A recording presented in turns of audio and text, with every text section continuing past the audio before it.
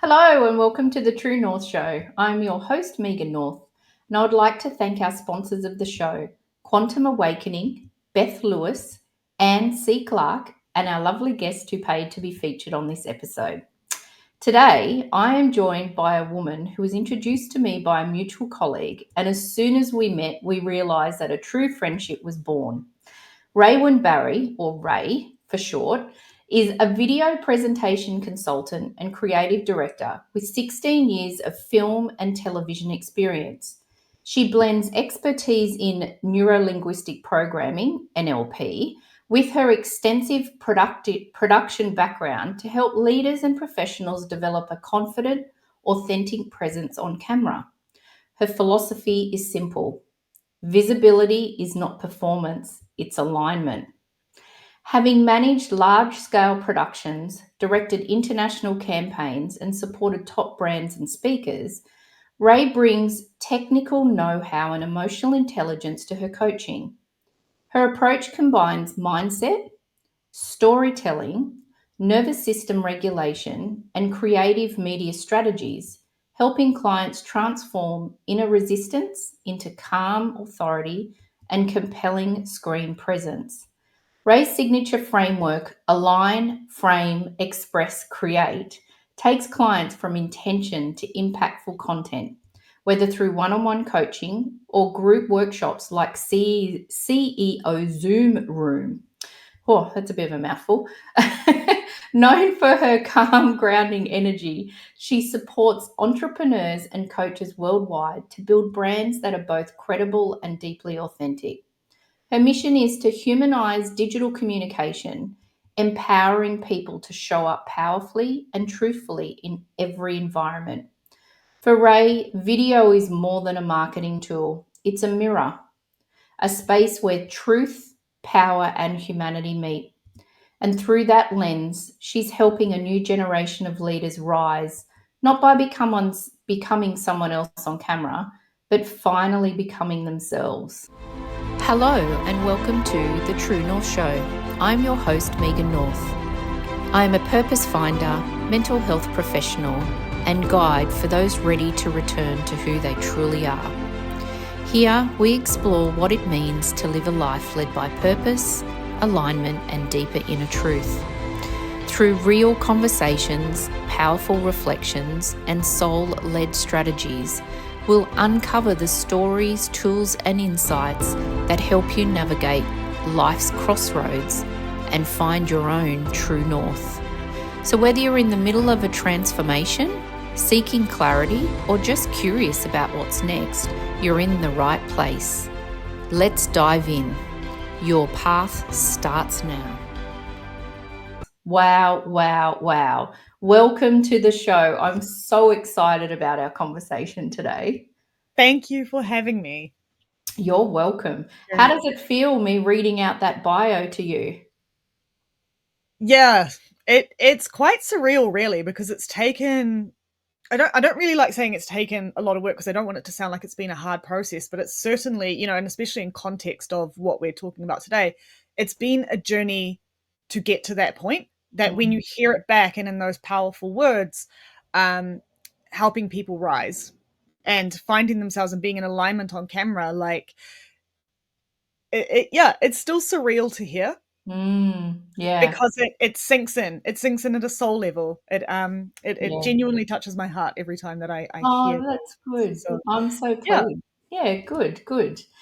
So you've been working in film and television for 16 years. So what was the defining moment that led you to pursue this true passion and purpose that you've got?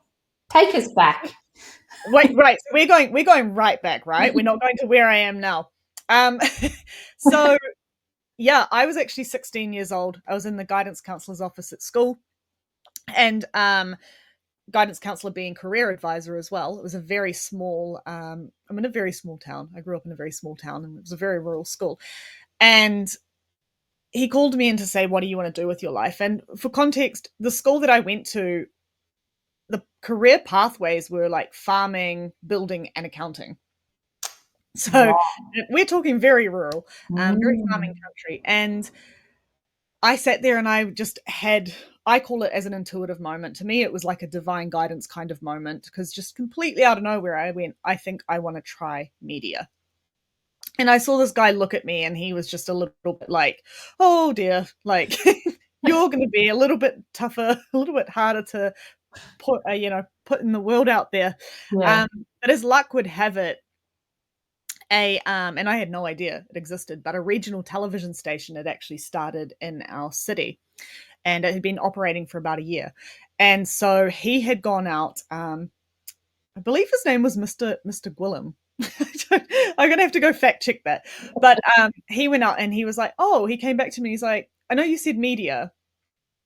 He's like, "You weren't very specific," and he's like, "But here's all of these university opportunities." And then he went, "But here's this channel that has started in town, a local TV station." He's like, "Do you want to go there and see what this is all about?" And I did. Long story short, I went there. We had this program called Gateway, which allowed students to be positioned in workplaces and experience what it's like working in an industry. And I was like, cool, this is fun. I didn't leave. So I was like 16. It was like it was about March, April. So 4 months into the school year of my sixth form year. So I was sitting my level two. Sixth form probably resonates across all the different countries. Yeah. Um, and they were just like, why don't you come back and volunteer over the holidays? And I was like, yeah, that sounds like fun. By the end of the year, I wasn't even going to school. I was just like, I'm going to sink myself into this television experience. And then come the new year, they had offered me a full-time employment opportunity. So yeah, for me, there was elements of I was done with the schooling Mm-hmm. like side of things. I was doing well at school while spending all this time off just volunteering at a TV station as well. I just found that thing that I was genuinely excited about. Like the Mm. feeling, if I was to describe it, it was like, it was fun. And I was like, I'm just going to chase that fun. Yep. Yeah. Um, what happened for me in that process was in that first year that I was actually employed, we started a whole TV show.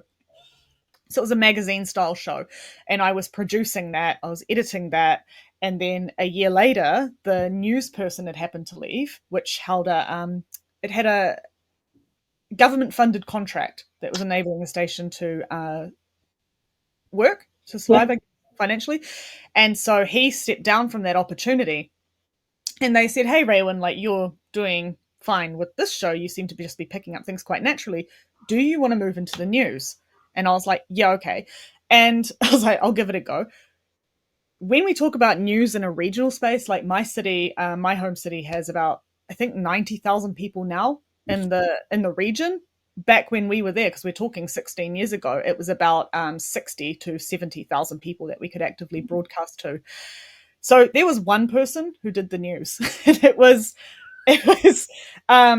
writing, filming, editing, and delivering 5 days a week. Wow. So yeah, if I was sick, someone else would do the job, but for the most part, it was me. It was a very autonomous role. So yeah, in my late teens, I was learning pretty much every aspect of what went into making a show from behind the scenes. Mm-hmm. And it was so much fun. Like it was ridiculous fun. We were sending some of the footage that we were capturing in the news alone off to the mainstream channels for the 6 o'clock, nationwide news, which was really fun. So that's Wow. pretty much how it all started. Was Wow. this opportunity that allowed me to shadow people who I saw as experts. They were also learning in their own way, but we had the part that I guess I'm missing out of that story is in that experience, the professionals that were also able to pass through our TV station. And because of what I can look back now and really appreciate the enthusiasm, excitement, and general interest that I was showing as a young person, just that Yeah. whole fascination Yeah. that a lot of these people were like, oh, let me just show you how to do that. And so that level of exposure to experts because of enthusiasm, Yeah. it's the attitude that you turn up with, people will allow you to see things. So Absolutely. Yeah. yeah. And when you made that decision, so when you said that in the town that you lived in, there was usually three things that you would usually do. So was that something like, did you have to have a conversation with your family, or was it just, this is what I'm doing and I'm just going to follow my purpose and passion and I'm just going for it? Oh, this is where I think I hit the lottery with my family. They uh my school was way out of town. Like it was way out of town, but my home is closer to the city. My family home is. And so my parents have always been about do what feels good. My mum's an artist. My father, he's a welder fitter. I usually get that in the wrong order. Um, but both quite creative by nature. Right. So they really, I think, in all of us, kids, siblings, they were like, do what feels good and Yeah. just try on life. And I think, you know, like there's pros and cons to that. But for me, I definitely like at an extreme level dove into a subject and stayed. Yeah. And so I suppose for you it was just normal then that that feeling of every opportunity that comes to you, you're just like, yeah, I'll give it a go, because you've that's the environment that you've grown up in the sense of you've not really been in a box. You've actually been, if an opportunity comes, then go for it and just trial it out. Yeah, if it feels good, Yes. like in the filter of if it feels good, Yeah. in a strange way, like and I guess the reason I'm like looking up for thought around that is because I just recognized that that was the element, is like there was a certain element of my parents certainly being like follow something creative and do what feels interesting to you, but really like I probably filtered it through a very internal context of do what feels good. Yes. You know, Yeah. if you're getting enjoyment from it, keep pursuing that learning pathway. Love um love it. mm. Yeah. Yeah. I love that. What an amazing way to start our conversation. I love it, love it. And so I'm going to jump to what you're currently doing. So you coach people to be confident on camera. So is it something that has come naturally to you through your career? Is it something that you've had to work on yourself as well? That's a fantastic question. um it's a fantastic question. It's missing, I guess the big gap is I talked about when I was 16. I missed the previous 8 years of my life to date, which was I actually had a videography business. So I had a Yeah. video production company that Yeah. I co-owned. Yeah. And so I was quite comfortable behind the camera. I learned all of the skills about being behind the camera. I would even argue to a degree, I was good at it just because I'd learned it also at quite a young age, and I've had so much comfort, you know. Yeah.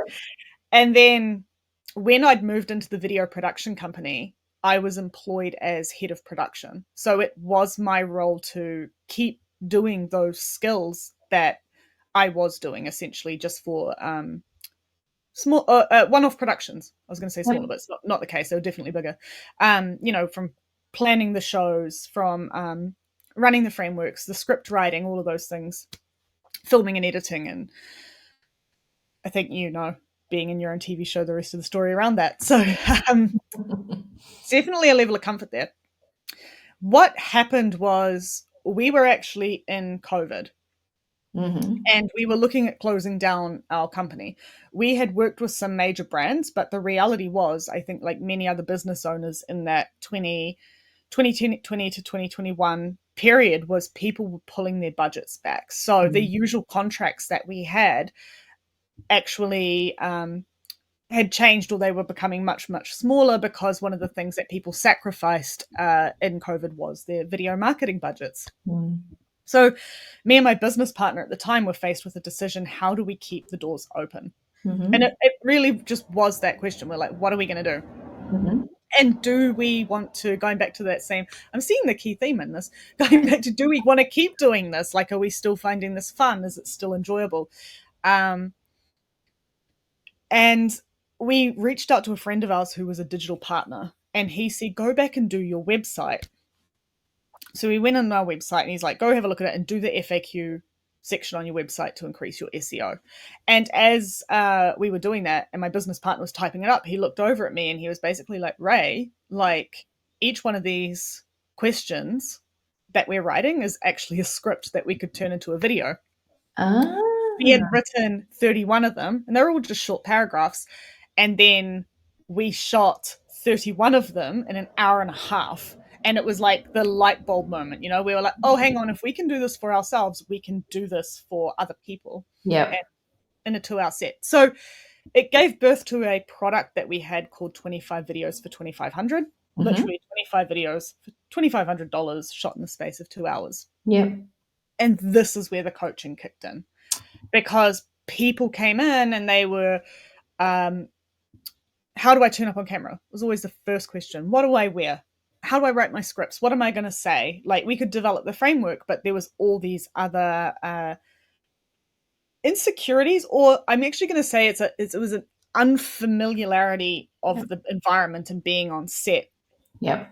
And so, because I was head of production and because I was processing all of their data in the background, and I would say possibly because also I was my business partner was highly charismatic and a frontman and a showman, and I was the behind the scenes girl. So I think that my clients found comfort in the idea that, you know, rather than comparing themselves to the guy who was already phenomenal at showing Mm-hmm. up on camera, ask the girl how to do that. Yep. So there's an element of that. And then they started leaning on me quite heavily, and I started to see, oh yeah, hang on, this is fun for me. Again, Yeah. following the fun theme. I was like, I genuinely enjoy the transformation that people get. And I Mm. got good at it naturally. And then after a year, I went to my coaches at the time and said, I'm thinking about this as a opportunity of just coaching. Like, for me to step out, how would that work? We kind of made a bit of a plan. I didn't really action it, but the best advice they gave me was go and learn NLP. They'd said, you know, go and study it, even do your beginners, just start so that you Yeah. can see how you can quickly shift people into that space of where they want to go and help them recognize their goals. And I got that training time down on set. So in a 2 hour session, we had about originally a 20-minute window to train people. And Yep. then, oh, now you've got to shoot 25 videos, which is a lot if you're Yeah. unfamiliar with the camera. And I had it down to 15 minutes. So I would have people, and it was working like clockwork. People Yep. would walk in, they'd be a nervous wreck, they'd be shaking, and I'd just start mirroring them. And I told this story the other day, actually. I knew the moment that someone was ready to be presenting to camera on set when I would reach for my water bottle or my glass of water on set, they would do the same thing, because I Uh, knew that we were so in sync with one another, and our I know you well enough to know that you know, it's that mm, energy sync, that yeah. they were physically mirroring my body language and my movements. So it was super technical, but I would stand on set and physically move my arms, and I'd see the person next to me do the exact same thing. Wow. So yeah, it was highly fascinating. That's amazing. And you know, I've had a bit of an aha moment listening to what you were talking about just then as well, because one of the questions that I was going to ask you was, do you think that it's people are nervous and don't really want to be on camera because they don't want the light shone on them? But one of the things that you actually said was because it's unfamiliar to them. And isn't that interesting? Because I'm wondering, like with all the NLP that you do with your clients as well, is do you find that it's unfamiliar and they don't usually do it as opposed to being and fearing being on camera? Like to me, there's a really big difference in that. There's so many layers. Yeah. So it's certainly fascinating. And I'm loving this about where I am now, because I get to learn all of these layers, right? So Yeah. there's kind of two ways to answer your question, because I always find if people aren't in alignment, it's always the first filter for me. It's like, if you're Mhm. in alignment, I don't mean that to sound too worldly or anything like that. If they're not feeling congruent with who they want to turn up as on camera. Yeah. That's what I mean. It's that alignment. So I know that if I'm speaking the way that I usually speak, if I'm showing up how I would usually show up in an environment, this is going to feel a lot more comfortable Yeah. than me all of a sudden putting on a blazer and things that I wouldn't wear in a usual situation where I'm trying to pitch something, especially Yeah. in a working context. Yeah. That, it's that alignment. So Yeah. showing up as who you are, because that's who people are going to see you as Yeah. anyway when they meet you off camera. Yeah. So that's kind of the first filter. But the second filter to answer your question is that the camera doesn't have the same human expressions when we're talking to someone in person. And everyone does this, right? They'll get on camera and they'll go, they kind of zone out. I can't hold it for too long because I can see myself and I look totally ridiculous. But it's like being in a Zoom room, right? And they're like zoning out or got their arms folded, or you're not seeing the same interaction that you would in a human Yeah. interaction. Yeah. That's what I mean about the camera being unfamiliar. We don't know how to treat it because it's not giving us that mirror. And so, again, going back to what I said I was doing on set, and I knew people were in sync with me and their body language would move in sync with mine, it's that mirror. That's all I was giving them, really, is, Yeah. Yeah. here's how to present. Wow, I love that. And one of the things that because the coaching that I do with people is to help them find their true north, their passion and their purpose. And when I talk to them about showing up and how are you showing up and are you doing videos and that sort of thing, and they're like, "Oh my gosh, I really hate being on camera," and and they're agonizing. I did this YouTube short for 25 seconds and I still haven't sent it. And I say to them, seriously, we now have less than 2 seconds to grab someone's attention on social media. So these 5 hours that you've agonized over this 30-second YouTube short, seriously, like the people who are going to need to see it are going to see it. Like I think that people get so in their heads about what they look like and is it perfect and that sort of thing. But actually, we really do only have less than 2 seconds to capture someone's attention. Yeah. Actually, I like that you're saying 2 seconds. Yeah, I do. I agree with you. We've got 2 seconds to capture someone's attention. We've got 6 seconds to form a first impression. Yeah. So it takes 6 seconds, generally speaking, for somebody to actually form a impression and get a read on whether or not they should feel guarded around you or they should feel warm and open. Yeah. And I like that. I like that as a statistic because I still believe that we should intentionally craft that 6 second impression. Mm-hmm. Meaning you should turn up with intention. You should be thinking Yeah. about what you're wearing. You should be thinking about what is being said in that first 6 seconds. Absolutely. Yeah. Absolutely. The part that I think people get stuck on is probably that analyzing quite heavily what is that information, what is that detail, and then going, is it in alignment with who I am? Am I turning up in a smiley way? Am I presenting the best version of me? And Yeah. it becomes a lot of questions all asked, in what's probably 0.5 seconds to Yeah. someone. Yeah. Yeah, exactly. And also the comparison. Like I look different on camera to, I don't know, someone else. And you think, but you're authentically you.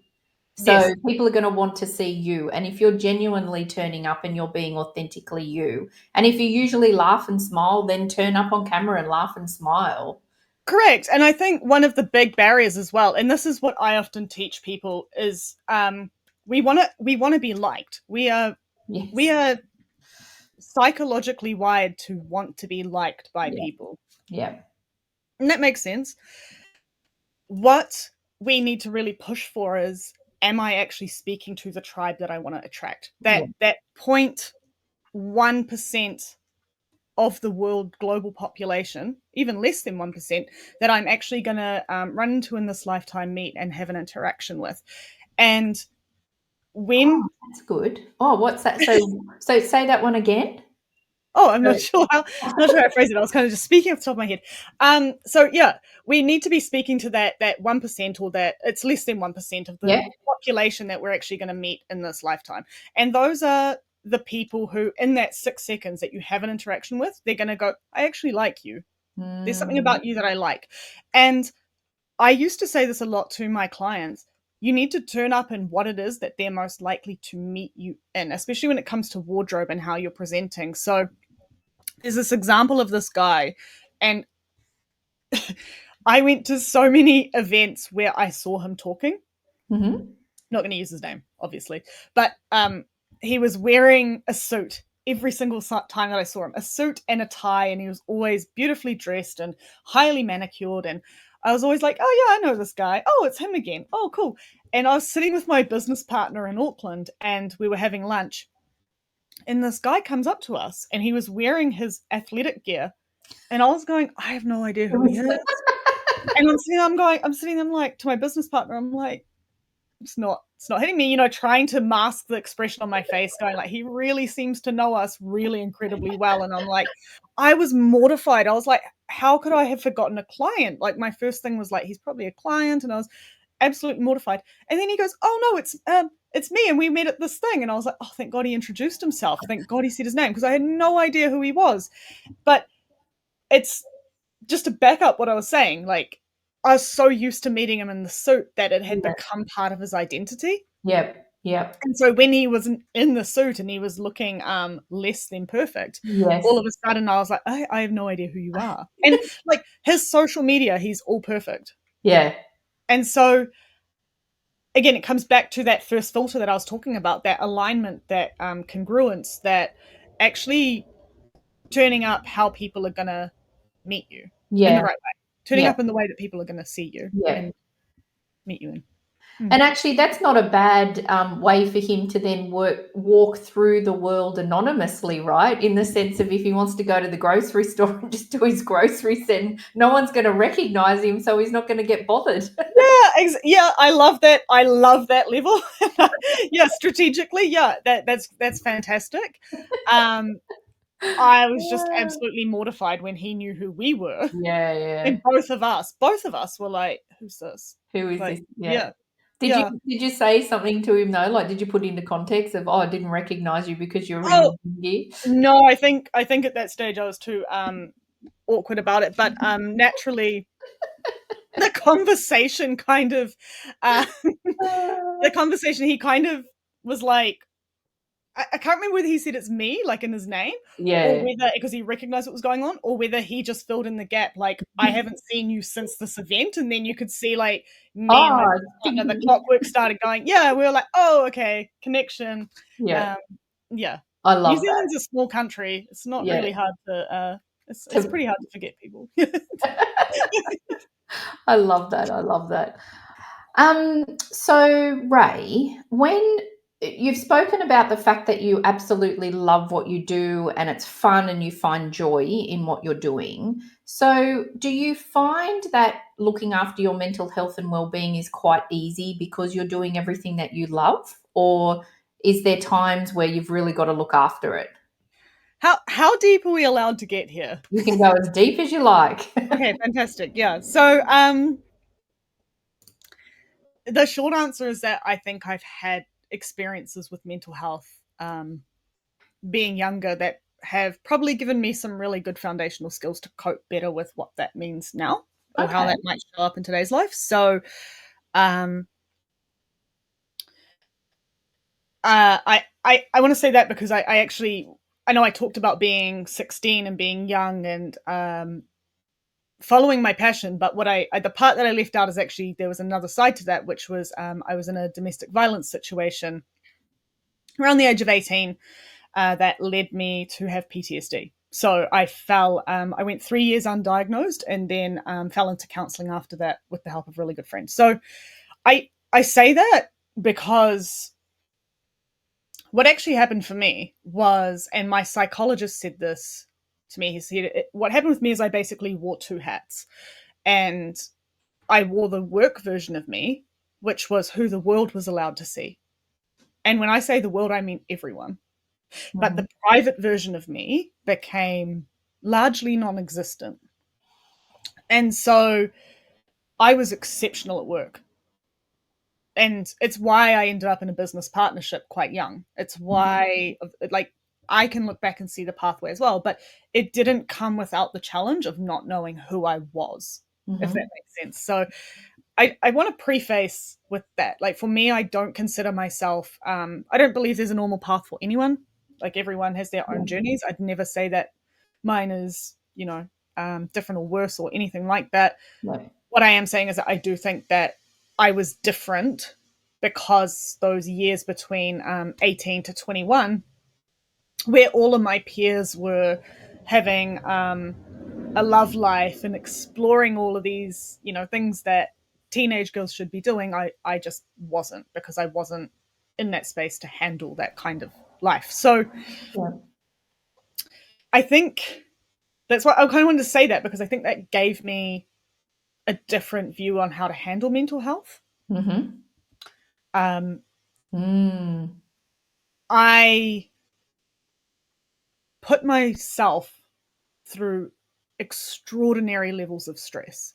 Mm-hmm. And being on a production team, and we did incredible jobs as a business, I had built a system within my body that was capable of dealing with enormous amounts of pressure, which on the flip side, and again, I've had counseling, like I've had therapists, I've had coaches literally recognize this in me and go, yeah, because I go into the state where I kind of work harder to not have to feel. And this last Yep. year, for me, going out into this new business has been trying to relearn what it means to feel and be me and accept me for me. Mm-hmm. So mental health for me is definitely a journey. It's a journey for everyone. Yep. For me, this is my journey. Yep. And what I've had to really learn, like, oh no, it's been, geez, I was 18. So it's been about 14 years since I had the PTSD stuff, and it's definitely had its moments that it's come up, and I've had these ebbs and flows where perhaps I push myself into a must work harder state. And I'm going to be honest, I don't really recognize when that's happening, Ah, okay. because for me, it's quite comfortable. It's a Yeah. fight or flight situation. So I'm Yep. like, oh, this is me fighting before I Yep. freeze. Yep. So it feels kind of normal. Yep. What I've become hyper aware of in this year has been trying actively to acknowledge when that state is coming up, Right. not suppressing it, but more being observant of it, Mm-hmm. and deciding whether that's going to be a healthy amount of stress to push me through to the next thing or not. And, running that through quite logical filters. I also have amazing friends around me now. I have built a network of people that, I just will call and say, hey, I think this thing is happening for me, and they're really good at knowing me. These are friendships that, I will protect very highly, probably for the rest of my life, because of that Yeah. value that they bring into my life. But if we're talking about how to manage that on day to day, one has been meditation this year. Mm. Not every day. I actually had this conversation earlier this week. I haven't been able to keep up with the day to day every single day. Yep. I don't feel bad about that. What Yep. I feel great about is that I've actually acknowledged within my brain that in order to, and within my body, being able to cope with all of the ups and, I don't want to say ups and downs, but all of the different ebbs and flows within a business, and all of the different ebbs and flows that's happening in the world globally, and all of the different things that can happen on a, within your family or your personal life, whatever kind of life that you want to put into that spectrum. The meditation just gives you that moment to Mm. not have to be influenced by that. Mm-hmm. So that was really useful, just slowing down. Mm-hmm. And my coaches see this, they'll laugh. Setting boundaries, Mm-hmm. actually saying Mm-hmm. no, and actually saying someone else can do this role. Yeah. Someone else can do that. I don't need to be the one doing the framework. Yes, I Yeah. might be great at it. Someone else can do it. And actively training people. Yeah. So Yeah. managing it differently. That's taken Wow. years to learn. Yeah. Yeah. Years and years. And I love that you talk about when you said that you found meditation and how it works for you, and that it doesn't necessarily mean it's every day. But I love that because I think if you find things that work for you, and now that you're starting to be observant of when things are coming up, at least you've got a tool that you can use that you know that works for you. And I think sometimes when we're trying to manage our own mental health and well-being and what works and what's good for me, it is about trialing things and then finding, oh, actually that actually works really well for me. How can I use it in when I need it? Absolutely. Yeah. And also, like I mentioned, my friends. For me, I've realized talk therapy really works for me. Yeah. And I know there's a great talk by Simon Sinek, and he says it takes 8 minutes on the phone with a friend to change your state and calm down. For me, that's been immensely true. Yeah. And I've noticed as well, because I tend to, when stress pops up for me, I tend to, and I say stress because that's my demon, but when it crops up for me, I typically shut it down. And Mm-hmm. then I let it bottle, and I'll let it bottle. And then I'll talk to that friend and I'll be like, no, this is what's going on. And they'll be like, oh, you should have called earlier. Yeah. And I'm like, oh, yeah, silly me. Oops. Yeah. So, Yeah. like everyone has their own way. I think that's probably the challenge when it comes to mental health is finding your ways that you're receptive to it. Some Yeah. people are more visual than other people. Some people, like me, they prefer to talk. Yeah. Um, Others just prefer to have more quiet space. And Yeah. there's no wrong or right way. It's finding what works for you. And yeah, the meditation for me was that access to just slow things down Yeah. in a lot of ways. So Yeah, yeah. And that's great. I love that advice that you've given, that there's no one-stop shop for everybody. Like, we're all different. I had a lady on the show last season, and the way that she helps her mental health and well-being is she plays chess I because love it that. just calms her. She said, "I can't meditate, but I can play chess." And so I love that she's found, and I think that it's just really important. And I talk about this on probably every episode, is that people get so caught up in people telling them, you should be, you should meditate every day and blah, blah. But if it doesn't work for you, then that's such a stress in your life Oh, that have it's you heard counterintuitive. have you heard the term active relaxing? So No. it's active relaxing is pretty much what you just spoke to, I think, about that lady playing chess to relax. So for me, because I creative type, and active relaxing, for me, the cell phone has become quite the danger in that sense.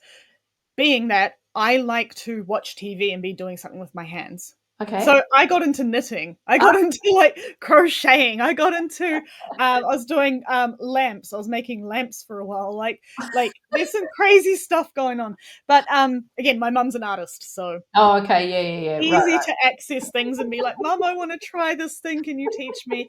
If it wasn't doing that, I'd be painting my nails or I'd be learning another way of doing things Yeah, while watching the TV, while consuming a TV show, whatever, like, however that is. But someone said to me, like, I always felt bad about that because my focus wasn't directly on the TV. Also, working in TV, I was like, it's a lot in a day to yeah, always be in front of a yeah, screen. But that idea of active relaxing. Now, I mentioned it's dangerous with a cell phone because the cell phone fulfills the same thing, but it's more draining. yeah, yeah, But I do believe that there's an element of, yeah, that idea of active relaxing, needing to do something with your hands, or that desire to do something with your hands while watching yeah, TV or listening to music, or, yeah. yeah, yeah. Oh, that's really interesting. Active relaxing. I also think it's when you were saying too about, I think most people feel guilty. There's that guilt of, oh, I'm not doing anything, or I'm sitting and relaxing. Whereas actually, it's one of the things that I've had to work on myself as well, particularly having your own business and all of those sort of things. I should, but I love now, like I'm very good at sitting on the lounge and having a cup of tea and watching a bake off or something and having, a couple of hours of that and then getting to the point where I love it when my brain is bored because I feel like I've really decompressed and then all of a sudden I start to get all these ideas. Oh, I could do this and I could do that. But me, I've had to like go, okay, it's fine. It's fine if I'm not doing anything. I'm okay. And this is okay, but it's giving yourself permission. How fabulous is that statement? Allow my brain to get bored. Yeah. Yeah. That is the coolest. Yeah, that was my aha moment in this call. Yeah. Like I'm Okay, like, oh great. yeah, like when did I last allow myself to get bored? Yeah. Um, that's fantastic. Yeah. Because being bored is your brain is completely inactive. Yeah, That's actually a really good thing for your brain. yeah. I love that. Yeah, Yeah. I guess that's also where I would also kind of argue, I guess, that that's probably where creativity kind of starts as well Yeah. in a Definitely. lot of ways. Yeah, Yeah. absolutely, absolutely. Mm. And so with the mental health, how it's so important for you, is it something that you work on with your clients as well? Absolutely. Yep. Absolutely. So it's probably the first thing I recognize if I'm Ah, not gonna if I'm being completely honest. yeah. Um, I work in the space of transformation, and we're talking about being on screen, and on being on screen, especially when you're a business owner, the desire is to be seen. The goal is to be seen by as many eyes as possible. The problem with being seen, or the flip side of being seen, is that you're exposing yourself, and so people, you're already. And I would argue, you talked about people not posting before. I'd argue that people are scared in a way. What are people going to say on the comments section? What are they going to message me? How are my family and friends going to talk about me because I'm being more seen? Yep. Mental health. It all stacks up. And again, it comes back to alignment for me that when people are and turning up as who they are and who they want to be seen as, and okay with the version of themselves that they want to be seen as, and the future version of themselves, that's when video and content creation steps out of being in that really hard basket and Mm, just feels more at ease yep. because you're turning up as who you say you are Mm, in every area of your life rather than this is the work version of me and I'm only going to turn up as work version of me. yep. Yep. Yeah. And I think it's also just practice as well, right? I mean, I know when I first started my show like 18 months ago, my first couple of episodes, I was really nervous. But then the more I did it, the better I got at it. And you just get more confident because it just is then, it's not unfamiliar to me now. It's Mm. very familiar and I'm okay with it. So I think that practice also does help in all aspects of showing up on camera. Absolutely. Um, absolutely. It's still people get stuck in that space before Yep. feeling even ready to practice. Yep. And the amount of times that, especially now that I'm coaching people how to make their content, the amount of times that I hear them go, "Oh yeah, cool, I'll shoot a video," and then I go, "How did the video go?" And they go, "Oh, I didn't get around to doing it." Yeah. And I'm like, yeah, so it's taking that step to practice as well. And I guess like going to the gym or if you wanted to get fit or just anything like that, it's the reps. Yep. The Yep. discipline is in the reps. It's Yeah. doing it when you don't feel like doing it because you're actually building the skill and learning so that when it counts, when it matters, you're prepared. Yeah. Yeah. Yeah. I love that. And so, I mean, your business has shifted, and particularly in the last 12 months. And so, because you're not really pursuing a different passion and purpose. It's just made a little bit of a different turn. Do you find that have you found that all of a sudden you're putting more and more onto yourself because this is a new venture? Or is that staying grounded and making sure all your practices that you've got are even becoming more important at the moment? more important at the moment, I wouldn't say that I'm putting more onto myself. Okay. I think I'm actively reducing the Mm, amount that I actually had on my plate. great. I'm I'm hyper aware of it. And Yep. that's what, you talked about mental health, you talked about stress. And I've openly said, like, I know how much I will take on just to not have to be me. So Yeah. it's like I'm good at what I do. Yeah. But I think I'm just hyper aware of balance. Like Mhm. right now, as it stands, when we're recording this, I'm hyper aware of balance. I'm hyper aware of who I'm giving my energy to. Mhm. I'm hyper aware of who's in my circle and who I allow to be in my energy space. So, I mean, that's what it is for me. Yeah. Is what I'm doing now is about more fulfillment. It's about coaching business owners and entrepreneurs to show up in the way they want to be seen. I'm selective about who I allow to be a client because I'm like, I want people who genuinely want to transform. And I think that's important. Like, Yep. I think I'm just done with the days where I was doing things for the sake of doing. Yep. Because Yep. for me, as much as this is about transforming people to be on screen, it's also about accepting transformation in myself. Yeah. Oh, And yeah. yeah, turning up how I want to be and really manifesting the life of my dreams. Yeah. And actively setting boundaries, saying no to the things that don't align with Yep. those visions. And there's no shortage of opportunities, Yep. Yep. And I think about it, I could easily get back into editing. I could easily get back into filming. Yep. It just wouldn't be in alignment with that higher calling. Yeah, yeah. And I love that you touched on that boundaries again too, because I think it's really important that when we've got those boundaries in place, looking at who's in our inner circle. Because I've got a few people in my inner circle that I really trust when I want to, particular people if I've got a business question or a personal question, or, I've got different people in my inner circle that I can ask, but also people who are willing to challenge me as well. I think that that's really important. I don't Yeah. want just yes, Megan people. Even though sometimes when I don't get a yes, Megan, I think, well, it's like, why aren't you agreeing with me? But I think that those boundaries are so important when we're in our own business, when we're looking after our mental health. I feel like it's almost the foundation of everything that we then do.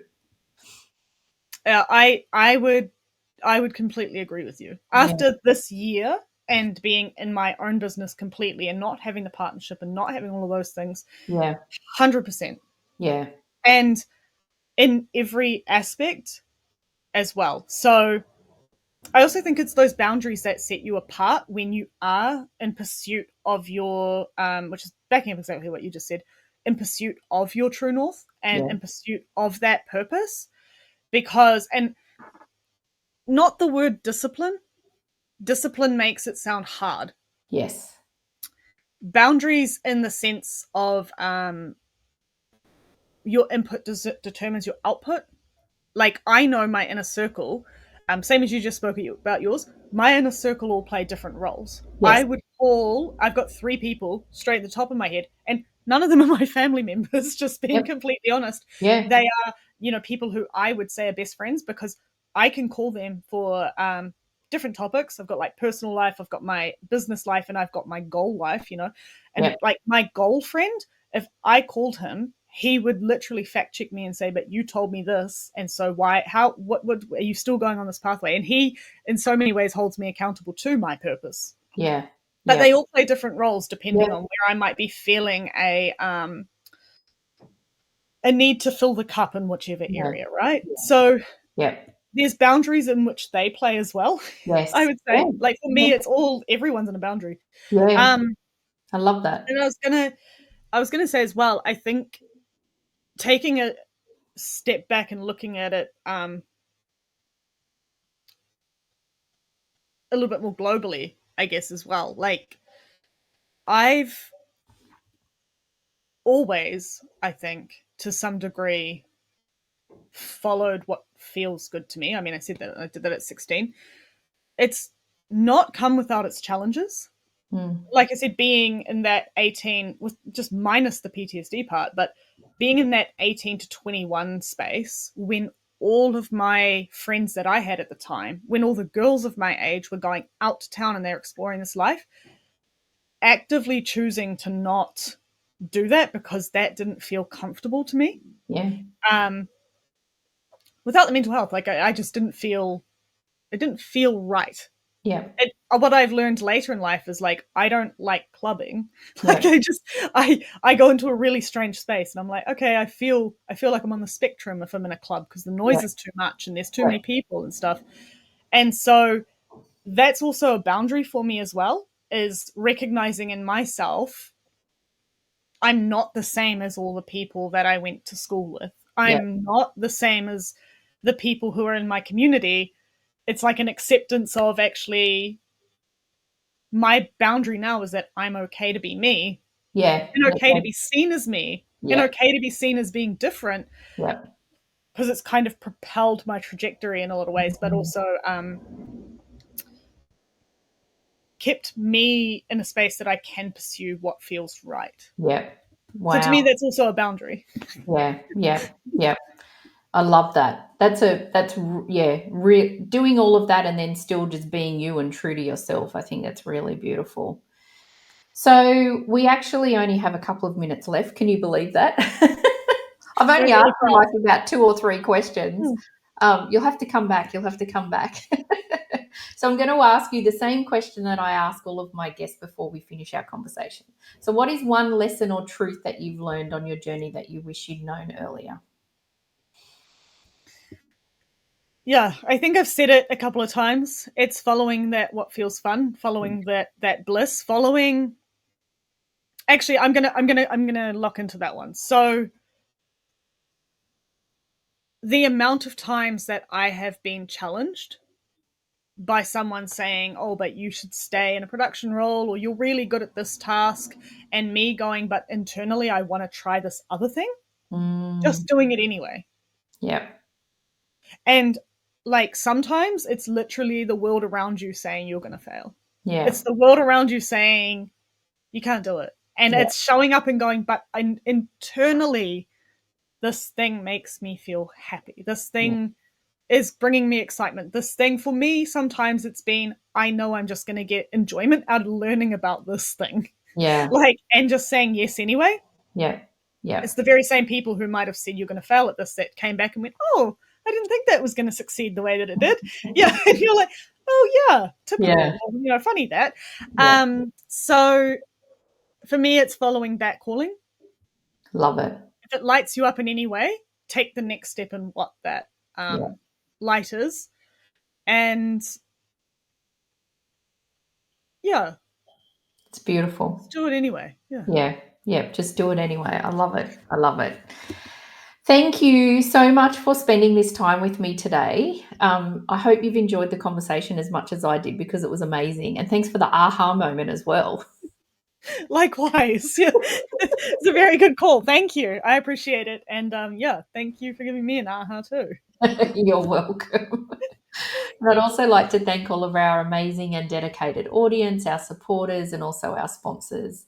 I hope that everybody has a wonderful rest of the week, and I look forward to seeing everyone again next week. And thank you again so much, Ray. It's been fantastic. Yeah, thank you so much. Thank you. Thank you for joining me on this episode of The True North Show. I hope today's conversation brought you closer to your own sense of purpose and reminded you of the power you hold within. If this resonated with you, I'd love for you to subscribe, leave a review, or share it with someone who's also walking the path of becoming. To continue the journey, head over to megannorth.com. You'll find resources, support, and ways to work with me one-on-one. Until next time, keep trusting yourself, following your intuition, and taking one aligned step at a time. Your true north is never lost. It's just waiting for you to come home.